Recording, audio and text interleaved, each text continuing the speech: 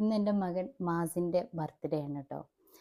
മാസിക്ക് അറിയില്ല ഞാനൊരു സർപ്രൈസ് കൊടുക്കാൻ പോണ വിവരം. അതുപോലെ ഇന്ന് ഞാൻ എന്താണ് പ്ലാൻ ചെയ്തത് എന്നൊന്നും അവനറിയില്ല. പിന്നെ ഇന്നൊരു ബർത്ത്ഡേ വിഷ് ചെയ്യാനും ഇതാക്കാനൊന്നും എനിക്ക് പറ്റിയിട്ടുമില്ലേനു. കാരണം ഞാനിന്ന് സ്കൂളിൽ എനിക്ക് ഡ്യൂട്ടി ഉണ്ടായിരുന്നു, ഒരു ടെസ്റ്റ് നടത്താൻ. അപ്പോൾ രാവിലെ പോയിട്ട് പിന്നെ പിക്ക് ചെയ്യാൻ വന്നതും മാസി തന്നെയാണ്. അപ്പോൾ അവൻ്റെ കൂടെയാണ് ഞാൻ വന്നത്. ഞങ്ങൾ മലപ്പുറത്ത് നിന്ന് ഇതുവരെ അതിനെക്കുറിച്ചിട്ടൊന്നും സംസാരിച്ചിട്ടൊന്നുമില്ല.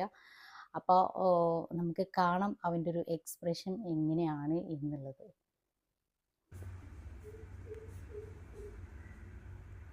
Happy birthday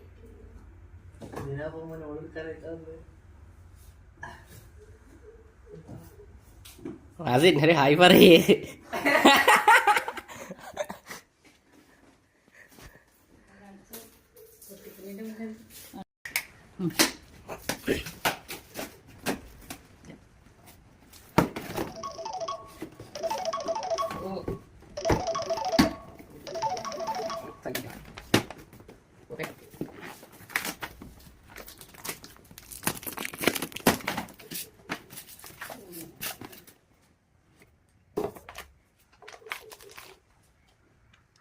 What?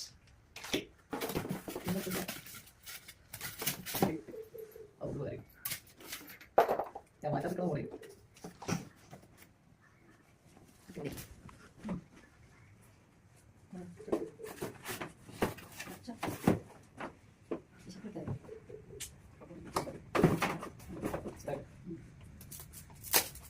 Kita lagi. Anda dekat. Kerja.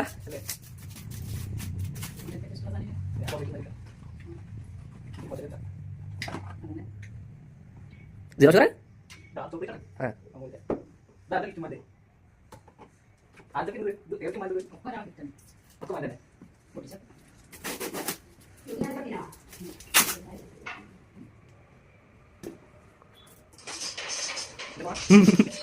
Cukup, ambil itu.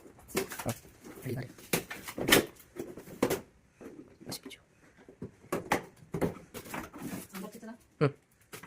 Lanjut play.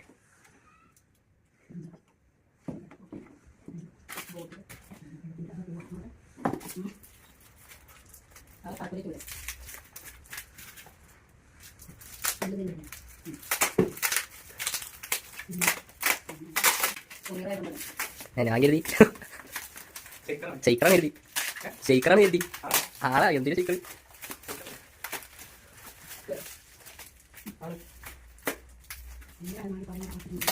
അറിയാ അതുകൊണ്ട് എവിടെയും അങ്ങനെ മറ്റേ അതിൻ്റെ ഇത് ഫുള്ള് ഇതാക്കിയാളാ ടാപ്പ് തയ്ച്ചടാ. ആ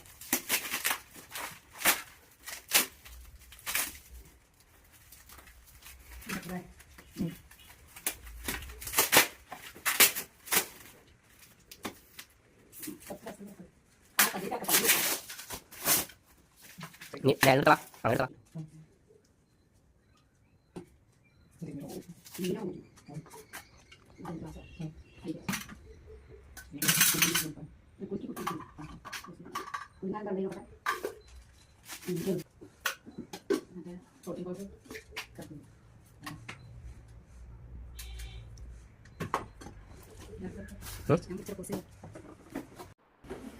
ഐസ്ലാൻഡ് ഒരു ചെറിയ അനിയൻ്റെ വക ഞങ്ങൾ കുറേ തപ്പിയിട്ടുണ്ട് കേട്ടോ.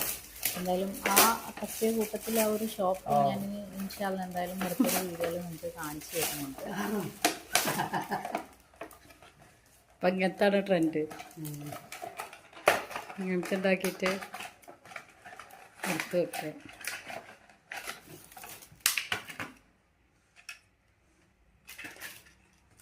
കാണിച്ച കാണിക്ക വെട്ടി കളിച്ചാൽ മതി.